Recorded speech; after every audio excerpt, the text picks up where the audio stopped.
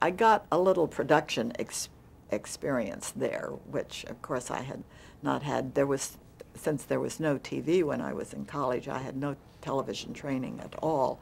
And what I learned working out at WRC let's see, I worked a year in the vice president's office, and then I worked 3 years at WRC, most of it as this so-called production assistant. But then we were next door to both the local newsroom and the network news department. Across the hall from the program office was an office used by John Cameron Swayze's nightly news. He was in New York, but they had people in Washington, including David Brinkley, who would do pieces for that.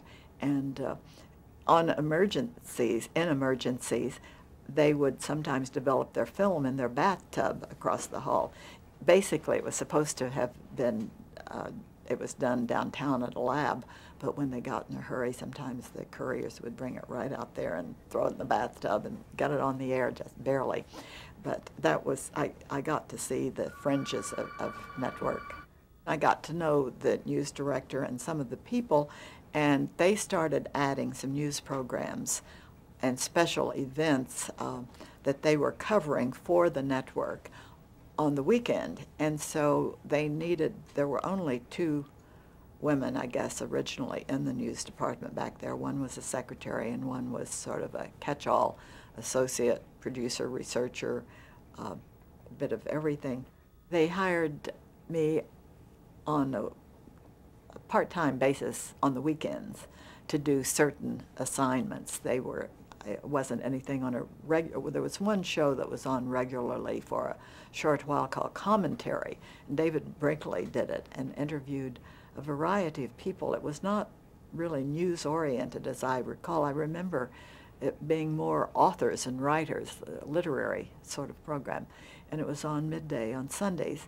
And then, but I was also used to work with the director. Now, let's see, we must be getting up to 1956. The convention was coming along, and the main director was based in New York, but there were some problems up there, and on the weekends they sent him down to Washington for peace and quiet to work on the formats and the scripts and all for the convention coverage. And so I typed the stuff for him, which was very interesting because I learned a lot about the formatting, which I had no experience in on spontaneous news coverage, so as a convention might be. But that was fun, and I worked once for a special they were doing out at Walter Reed Hospital, doing the first heart surgery televised in color. I was in the truck, and I was a production assistant doing the timing, really, for the director on that. And I got into that without ever stopping to think what I was about to see. And when the surgery began and the blood began to flow, all I did was watch my script and the time and the clock, and I got through it all right. But it was really pretty surprising. The living color was living color.